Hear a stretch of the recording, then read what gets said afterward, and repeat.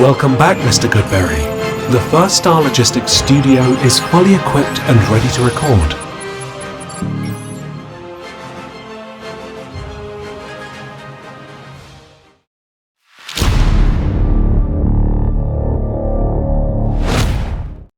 Happy New Year, everyone. Welcome to Bengals On The Brain, presented by First Star Logistics. I'm your host, Joe Goodberry. The Cincinnati Bengals season is, for all intents and purposes, over.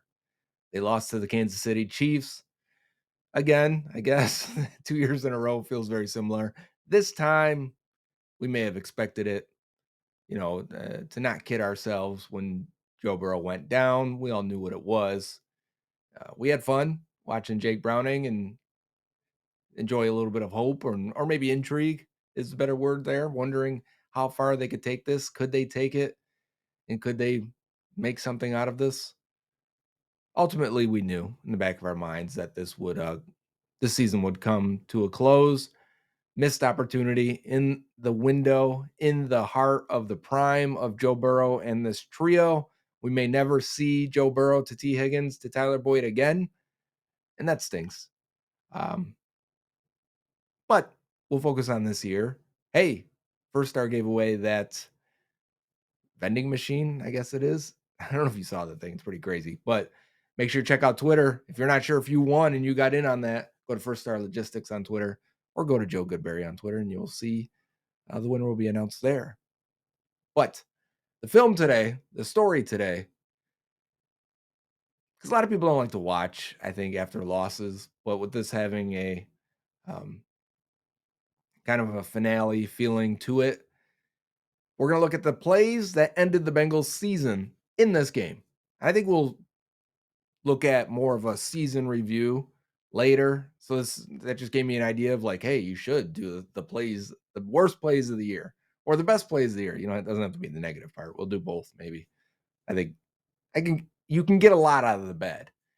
Some people don't like to watch the bad. I do because it tells you what your issues are, where you need to build. And since we're walking into the offseason now, I think watching these bad plays from this game gives you an idea of, hey, this is a major issue. This is a major issue. This is a major issue. And we'll dive into the film, find out what those are, and get back and review it a little bit. So these are the plays that ended the Bengals season in Kansas City. The first play that decided the game is going to be the Bengals' third down, where they ultimately settled for the field goal to open this game. Their first drive was really nice. They converted on some third downs. They kept the ball moving. They had some nice throws over the middle that won the T. Higgins. You end up with a play where Jake Browning buys time, which was really nice. I mean, in all, it was a good first drive. Then you end up in a situation here on third down, and we're going to take a look at the two routes here. So we have Tyler Boyd running to the corner, and we've got, and I'll get to it, and we have Trenton Irwin, who's going to fake like he's going out, which should hopefully hold this guy this way a little bit, but it does not because no one's really worried about Trenton Irwin going outside, and maybe he should have went outside here, but what he's going to do is he's going to fake outside and then come back in. Some people call this a whip or a jerk route. I think it depends on which way it's going or how you learned it. But he's not going to go to Boyd right away here. With cover, looks like 2-man maybe. No, it might be quarters. This corner is going to drift back here. He's going to drift here. You can't really throw that corner route to Tyler Boyd. You got 2-man route here. You got two options. Either that, no, then I'm going to hit this on third down and plus third and distance. This isn't a quick third down. This is in third and 10-ish situation. And you see Trenton Irwin just doesn't affect the play nearly enough. Watch Irwin's route down at the top of the screen. Watch, he's really not threatening 22. I mean, 22 is preoccupied with trying to jam Boyd. If you watch him right here, watch 22. He's going to jump inside here. So he's inside the whole way. This probably should have just been an out route. And then you hit him and turn it upfield. But so I don't like the call there. It's a situation where you're saying, all right, either we're going to go into the end zone or I'm just going to take the short throw and settle for the field goal. And I don't like situations where you're just settling. So that's the first one. Chiefs get the ball, and they're driving a little bit here. And we have our first explosive play against the defense of the game. Isaiah Pacheco up the left side, running extremely hard, stomping his whole way like he's mad at the ground. I think he is mad at the ground the way he stomps on it. But watch the run to the left here. We got Trey Hendrickson and Jermaine Pratt to the outside. And it's a zone run. He's going to read it correctly, cut upfield, cut to the outside, and use his speed and just a little bit of hand battling with Jordan Battle to get some extra yardage out of it. But if we watch from the other side, pay attention to Zach Carter, number 95. I mean, just way too easy to block, right? And then a missed tackle. It's just way too easy. It shouldn't be that easy. And if you want to know what he's reading here, real quickly, we've talked about zone reads before. He's going to check the edge guy. And because Pratt's on the outside, he's going to, okay, next guy. And then, as you see here, if I let it play just for a second, I think Hendrickson is going to get to the outside. Yes. So he's walling his guy off that way. So now he's saying, okay, can't go here, can't go here. Can I cut up this way? No, because Logan Wilson's coming down. So I'm going to read all the way to the backside, 3-tech, and I'm going to cut it up inside here. BJ Hill is trying his hardest. I mean, he's not DJ Reader. So he's getting the double team here. He's actually, if you watch his hand, he's trying to hold the center from climbing up to Logan Wilson. That is part of playing nose tackle. And BJ is trying to do his best here. You need a 3-tech with some athleticism and just make it harder on Trey Smith here at guard. He just does not. I mean, Trey Smith's blocking him one-handed and looking back at the running back. That's 74. That's Jawan Taylor. He's blocking him one hand and looking back at the running back. It's crazy.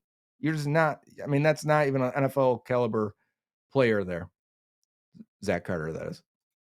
We've got motion here with Isaiah Pacheco going off to the right. This is something the Chiefs will do a whole bunch, and it's a little variation. Watch Logan Wilson. As he sees Pacheco going out, he thinks like right away, look how far he goes out. Why did he go so far out? Well, because a lot of what the Chiefs will do is, you'll see right here, they will run this guy to the flats. If you remember the Super Bowl, they had a lot of guys going inside, and then they'd send one guy to the flat, and they ended up having him wide open because this linebacker got caught in all this traffic and couldn't get over in time. So Logan Wilson's saying, I'm going to get out there first, and I'm going to be there for when Mahomes wants to throw this ball. I'm already going to be ready for it. But if you watch, all that really does is leave Logan Wilson in no man's land. And Pacheco splits the middle and ends up with a touchdown. So Wilson trying to do a little bit too much. Probably if he's going to do that, then I need Jermaine Pratt to stay home here and stay inside so that when Pacheco cuts in, you're inside, you're in the throwing window. But Pratt runs with the slot receiver, with Rashee Rice. It's not his man, I would assume. I'd assume it's man coverage across. It looks like it is. But Pat Mahomes does a good job here of eyeing the two middle guys. You watch, he's looking this way. All right. And then he comes over the middle here. We've got Travis Kelce. We've got Rashee Rice all coming over the middle. And Pratt's looking back at him. You see Pratt's like, all right, I'm going to go with him. Mahomes snaps really fast. I want to point this out because this happens later with Browning. But watch how quickly he snaps from this. Bang, throw. Really quick, he goes, okay, if you're following him, there must be a window to the right. Turn, throw at the same time. He doesn't need to see it. He has the wider vision, but he knows what's happening on that play just by seeing Jermaine Pratt chase number 4. So need better communication between the linebackers. Chiefs get the ball back, and we've got a big play here. This is the second quarter now, I believe. Isaiah Pacheco with another explosive run. What happened? We've got missed tackles. We've got bad angles. We're pulling Joe Thuney and smack with Jermaine Pratt. We will get to the pulling and Jermaine Pratt in a second. This is Jordan Battle. I want to highlight him here. He stops his feet. Pacheco makes him look silly. Missed tackle. Watch Cam Taylor-Britt as Travis Kelce climbs up and then takes him out. The only guy with enough speed there, free safety, has to take him down. We've been talking about it for weeks, how the safeties have to clean up so much at linebacker. So keep an eye on Jermaine Pratt. He and BJ Hill here. Okay, so you see the hole clearly, right? Like, I want to come fill this gap between these two guys. Great.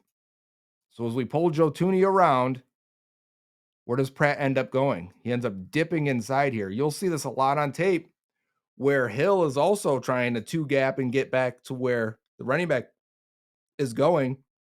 And the linebacker and Hill end up in the same hole all the time. So I think Pratt takes a bit of a finesse angle here, and Tooney clearly drives him inside easily because he's accepting of it. Now get our eyes on Jordan Battle down on the bottom left. He's got to run the alley, is what it's called. You are kind of should already be there by now. So he's a little bit late getting down to it. And now at this point, you're one-on-one with this running back. You stop your feet with this much room, you are dead for. And watch him here. You see his feet stop. He goes sideways. I mean, they teach you that's Pee Wee level where they're like, just run through the tackle. Come up, come hard, come fast, get low, make the tackle. Third down for the Bengals, and they're going to run it up the middle here before going for it on fourth down. Controversial call for a lot of people. Bengals just running it up the middle out of their three wide receiver set, which is probably why they go heavy on fourth down. But so we see here it goes to Travion Williams. Rare carry for Travion. He goes against the unblocked defender. I just want to point this out here. We've got how many blockers? 1, 2, 3, 4, 5. So you're running into you got 5 blockers and they got 1, 2, 3, 4, 5, 6. They've got 6. And then here's our 6th guy. And then they bring in a 7th guy. So you're still running against a heavy box here. You hear 8 in the box. They got 8 in the box. That's old talk. 7 in the box now is a heavy box. So you're running into a heavy box here. And Travion is more than likely reading this fella. And we've got a climbing up by I believe that's center. No, it's left guard. That's Volson. He's going to climb up and try and take 32. I think that's Nick Bolton. So I don't think Travion wants to continue to take this because of the positioning that 32 has. So his only other option, I think, in his head is to cut back. And now you've got an unblocked defender 1-on-1. I'm not sure it's the right choice, to be honest with you. It takes that's a lot of movement for him to go bang, bang, and then now get his head down and try and split 32 and 20. Still ended up with 32 tackling you because you didn't follow the play to the right. You do have some freedom as a running back, but you'll see here, I think there was a hole to the middle. Had he just followed this, you're going to end up with a situation where Karras is knocking this guy inside and climbing up to go get this unblocked defender. Volson's going to stay on Bolton. And I think that would have opened up a little bit clearer than just bouncing it back and trying to beat a one-on-one defender in the open field. And then the linebacker still scraped over because you didn't get the blocking help because you went against the grain. So fourth down. I want you to watch Ja'Marr Chase at the beginning of this. We will see what happens in the middle here. We know that they end up losing, but Chase is just going to run a slant here.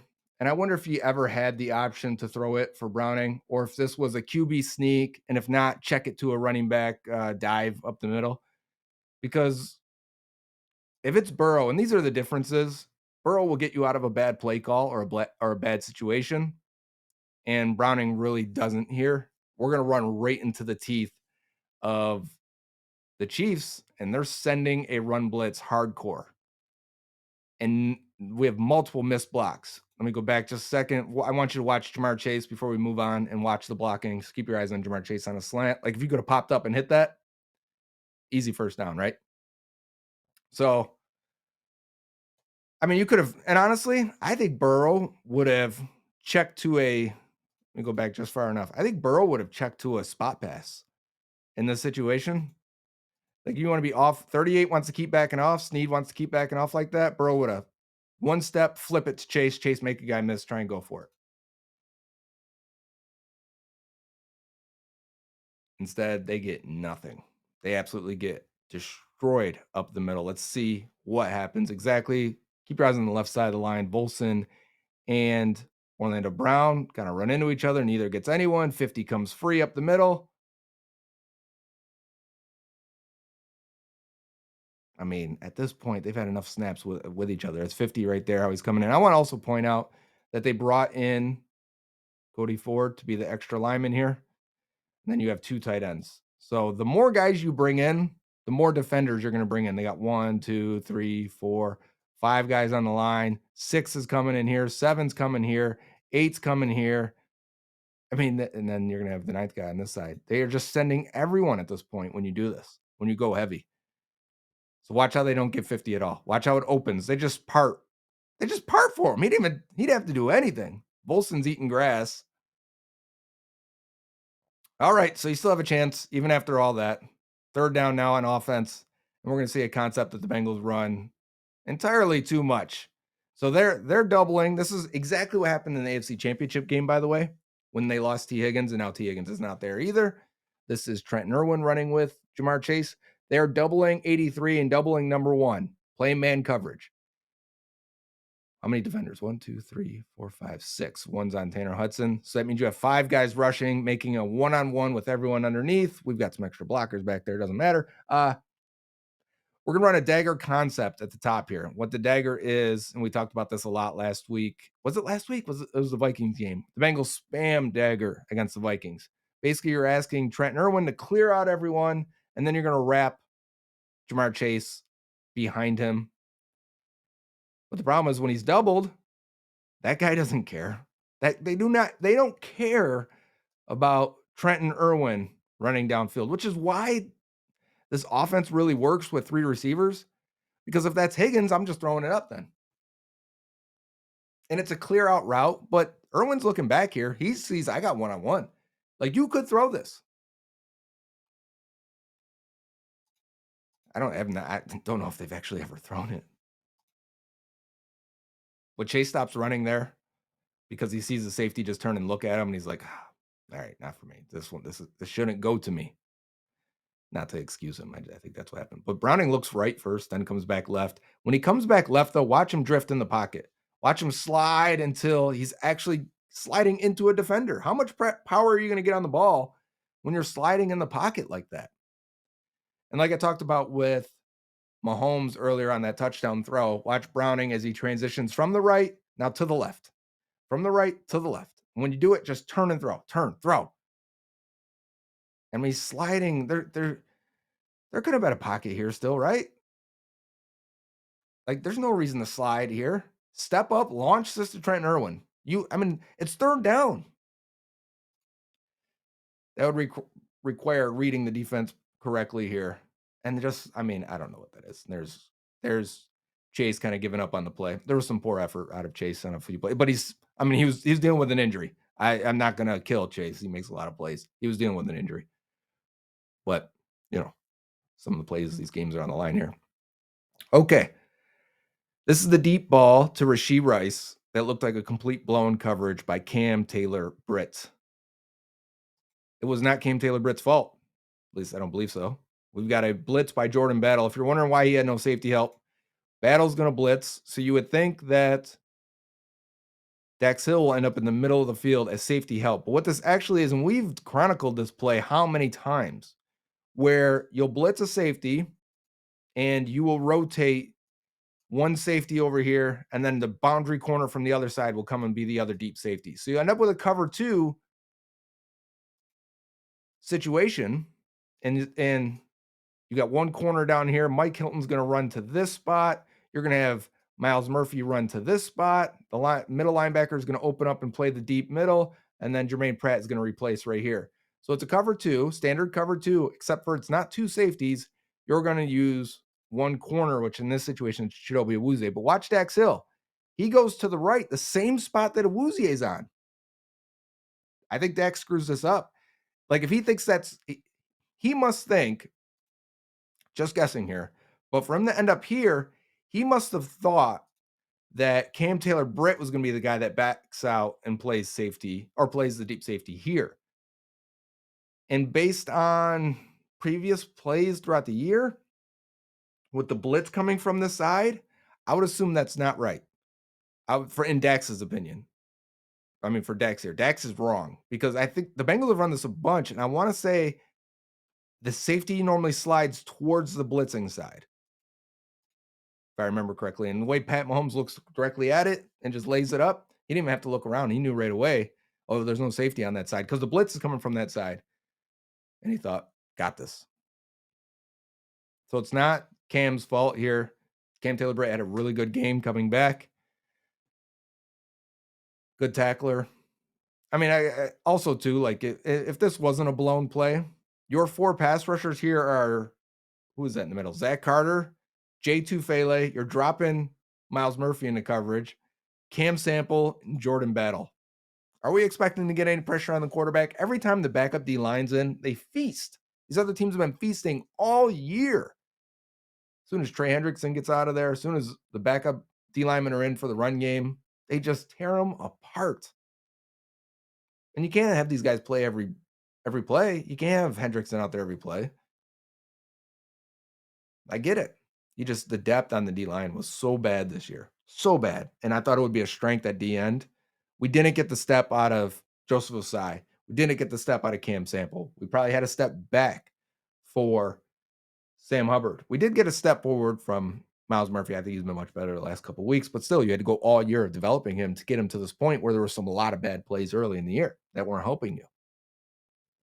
Okay, you're still in this game. It's still a one-score game, and the Bengals are going to get the ball, and it's third down. Let's see what they do here. Oh, no, we got a dagger concept again. We're going to have Boyd run the clear-out route, and we're going to have T. Higgins wrap underneath. And I think 22 is McDuffie. They're just sitting on it. They're waiting for it. There's nothing there. I mean, how many times are you going to run this on third down? How many times can you run the same concept? They're playing double the outside receivers every time. This can't be the only plays you have. Your season's on the line.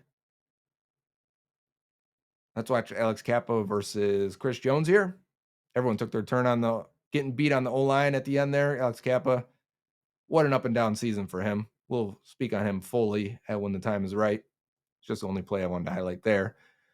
All right, fourth down for the Chiefs. Fourth down, you got a chance to make a stop. They stopped you on fourth down. You got a chance to get a stop, get the ball back, and still within one score, drive down with decent field position here. If you can get a stop here, you get it at the 36, 37, 38, depending on where you make the tackle. All right, here we go. Pat Mahomes is going to keep it. Going to boot all the way to the outside. And now, like concept-wise, what are they looking for? They've got a guy short. They've got a guy running the post. I didn't mean to have that. And they have three levels here, three options for Mahomes, and they're all covered. Now, I mean, I think he could, if you're going to make a throw, and he doesn't make a throw here, remember, that would be the option, I think. But you got a guy in his hip pocket.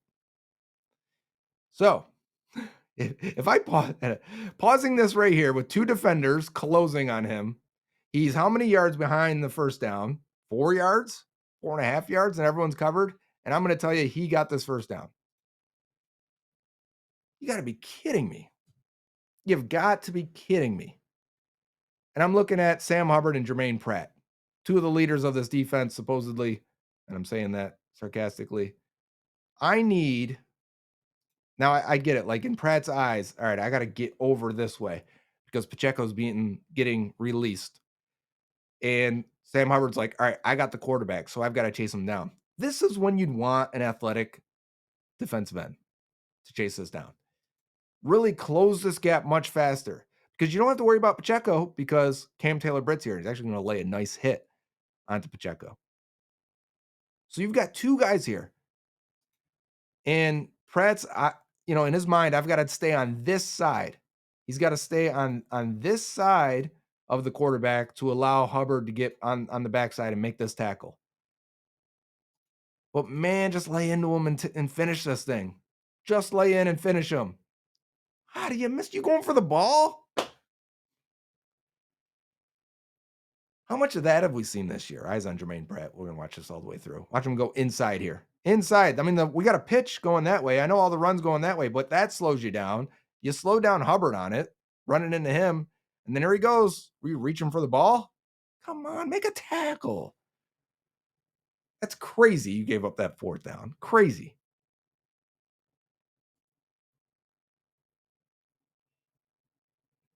If you want to throw this, yeah, I needed a second there to compose myself. So we're going to bring Boyd in motion at the snap. And normally what they would hit this like right away. I mean, it looks like Browning's eyes are on Tanner Hudson, and Hudson's blanketed. He's got a corner on him. He's got their nickel corner. I mean, if anything, you can throw this real quickly and just get it out. Bing, that's the sound it makes when you get it out quickly. When you get it out to Tyler Boyd. If not, you want to look to your left where you're going to have three options. You got T. Higgins over here. You got Jamar Chase over here. You got Joe Mixon over here. I mean, shouldn't have this been the side you're reading? except for, and instead over here, you've got how many defenders? You've got 1, 2, 3, and you've got 2 receivers, right? And it's one's Boyd and one's Tanner Hudson. I mean, does that get you excited? Or over here, you've got 3 options with, I wish I did the colors correctly, with 4 defenders. So how don't you go left here right away? And then if you are going to throw it, it's like turn, flip, throw right there to Jamar Chase. But look at his feet. Look at the feet of Browning. Browning's eyes are here. His shoulders are here. His feet are facing this way. That's an arrow facing that way. If you can, that's not a good arrow.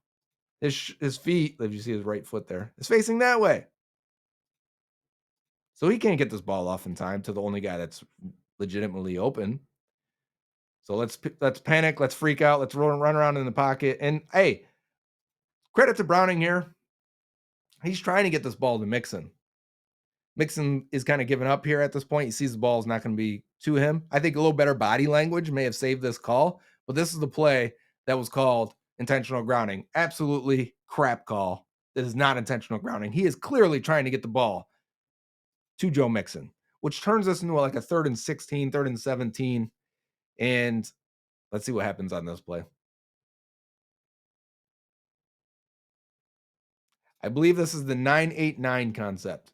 Is what they call it. You've got 2 outside verticals and you have Boyd here.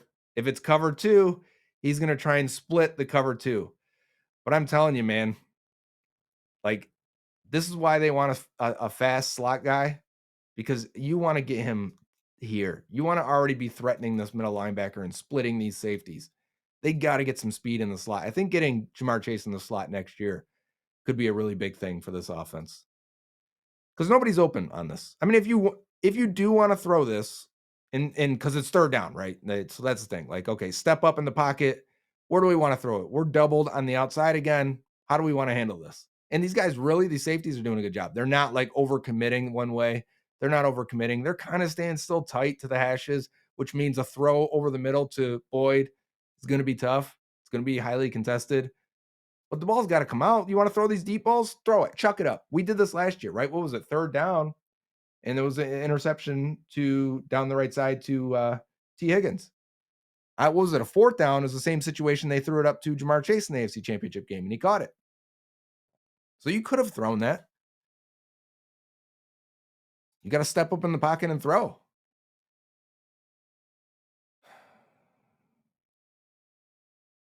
See, he's looking that way. He's looking at, I want to say Boyd in the slot and thinking, can I push this? Can I get it down there? Can I throw this ball? Can I rip it? No, let me come to the right. You know what's happening on the right? Higgins is running deep. Where are you going? So let's watch Orlando Brown here. The sack is charged to Orlando Brown. Let's see if it's his fault. Is it bad play? No, that's great protection. Here's his final drop back. Here's his last step. Step up, throw. Ball out. Protection's good. I hate when protection's good and it results in a sack. The very next play is this punt.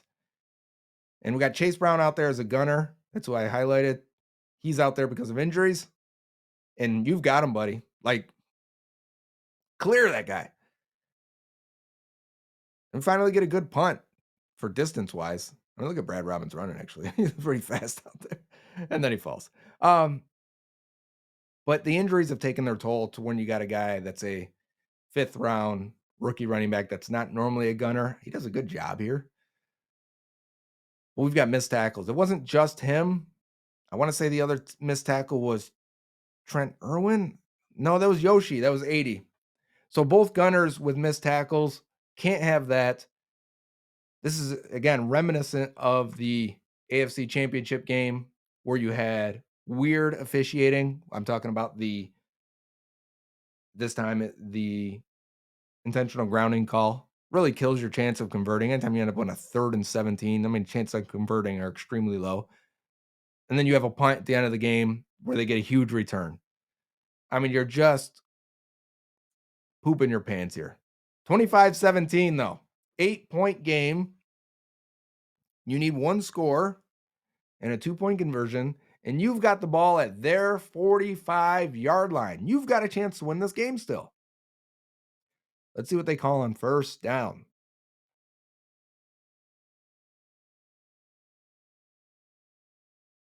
I I'm starting to laugh because I remember when I cut this play. So you're gonna end up with, I want to say this is Chase. It has to be. Watch how slow he runs this. Is he just running a clear out route? I mean, it's first down. We got the ball. What are we doing? And we got Hudson running the out route. Watch Chase though for me. Is Chase running this full speed? Like, what's he trying to set up? Is he trying to just keep his attention? And then you're reading this outside corner, and we're sacked. I mean, nobody's open, right? I mean, if we're trying to put this corner in conflict and say, okay, if you run with Chase, I'm going to throw the out route to Tanner Hudson, but he's covered, man. I mean, like, we've got inside positioning. There's a chance you're going to throw a pick here. You got the safety right over top of T. Higgins. This guy's in his hip pocket. You got a safety over top of Jamar Chase. This guy is running the route for Tyler Boyd. I mean, nobody is open. I hate this. You've got great weapons. Chase is hurting. Higgins is slowed down with the hamstring. Boyd cannot get open. Tanner Hudson had a guy in his hip pocket all night long. And you give up a sack because there's nothing there. And because Orlando Brown gets beat. This one he actually gets beat on. I think he's overextending here, lunging a little bit too much. I mean, just be a little more patient, right? Let Karlaftis come to you. Let's watch it again. Focus on Orlando Brown. I'll pause it on hopefully on the right spot this time. Karlaftis is going to go wide here. So you can either do what? You can either get in your stance and sit, or you can go out and reach and try and get your hands on him. And I think Orlando Brown goes for this one. And he misses with his hands. And now he's chasing and he's in a situation. Karlaftis has him beat. And it's a sack. But nobody's open. It's a coverage sack. Plus your guy gets beat. That's how it happens. Eyes on Travion Williams, though. We've got Chris Jones at the defensive end spot. Watch. Poop. He looked like his controller disconnected, man. Chris Jones just fell flat. So we got a sack there. So what are we running here? Next play, because after the sack, we need a chunk play. What are we running, boys and girls? Can you name it? Yes, it's Dagger. Correct. Very good. Again. And listen, they hit a lot of big plays on Dagger. So I don't want to absolutely destroy them for this. You did have looks like a two-man situation. You got two deep safeties and man coverage underneath, which they're locked up. Other than Jamar Chase, actually, I do think you could have run this to Chase. Watching Chase at the top of the screen. Keep your eyes up, focus on Chase. Don't look at the dagger underneath. Yep, he was open. So this is the same exact concept, and we'll get to the protection, I know. Same exact play against the Titans where they needed one at the end. He's going to beat the trail corner, take a jab, step inside, which is going to get this guy to jab inside, and then you're going to run it to the corner. The ball should be laid about right there. And that's a open play for Jamar Chase here. But we have a sack. Again, we're ending the year with sacks because that's what we do in Cincinnati. We let our quarterbacks get hits. Watch Cordell Volson. Volson versus Chris Jones. They know what to do. They know where to attack. Easy. Goodbye. Karlaftis is saying everyone go home because it's fair enough. And you got extra blockers here. 2 extra blockers, but do they actually even help? We're all still one-on-one. So you bring in extra blockers. That's the thing. Like, they don't do that with Burrow. They'll put everyone wide. Because bringing in 7 guys, let's look at this. Let's go back. Bringing in 7 is great. Go back even further to say we need that extra help for protection. But let's see how did the Chiefs counter with it. Let's count up their guys now. We got 1. That's not a circle. It's supposed to be a circle. Work with me, stylist. 2, 3, 4, 5, 6. I don't see a nose there, do I? There might be a nose here, a 7th guy. I have to see it from the other side. So you got one-on-ones across. Is this offensive line good enough to let Cordell Volson go one-on-one with Chris Jones? Clearly not. There was no nose there. So it's 6 versus 7. You should have some help. Someone should be helping somewhere if your rules are all right and everyone's communicating.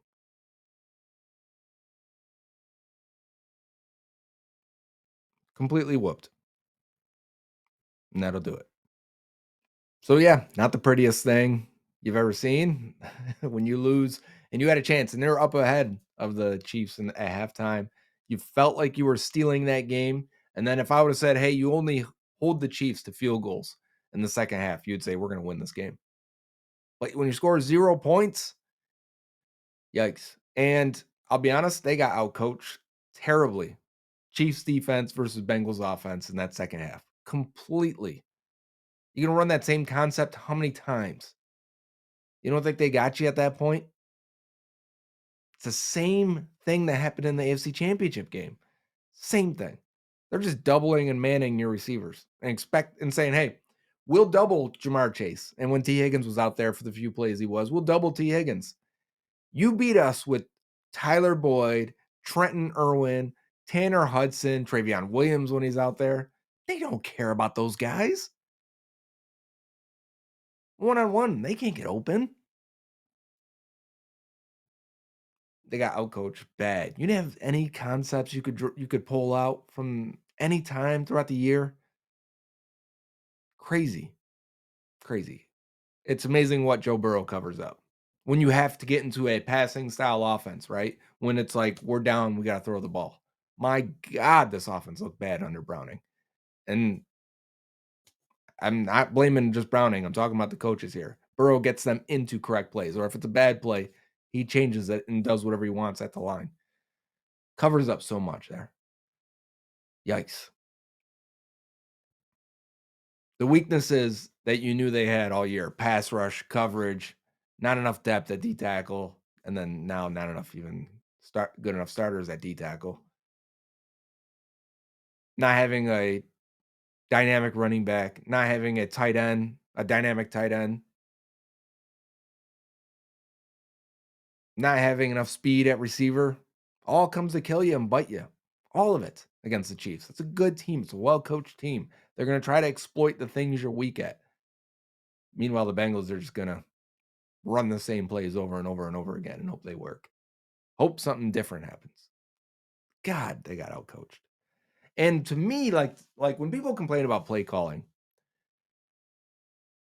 that's what I'm talking about when I complain about it. Not the fourth down call or decision. That's decision making. That's not play calling, especially when we clearly see Browning check. I don't know what the check was or if that was a dummy call, but I love the idea to go for a fourth down there. You score a touchdown, you probably win this game. The amount of pressure you apply on the Chiefs at that point, if you get it and score, you win this game. But you've got to have the players to do it. You got to have the scheme to do it as well. Like, how did you? There's just unblocked defenders coming in on 4th and 1. You thought you were going to outmuscle them on 4th and 1. What gave you the idea that you could do that? It's not a physical running team. They haven't been all year. This is not a coherent running team. This is not a consistent running team. What made you think that would work? And listen, people complain when they go spread or going shotgun on 3rd and 1, 4th and 1. Not me. You haven't heard me complain about it all year. Why? Because this is what it looks like. They can't move people. You bring more guys in the box, you are asking for trouble with this offense. Spread it out, in my opinion. But, that's the frustrations coming back out with that game. It's over. It's done with now.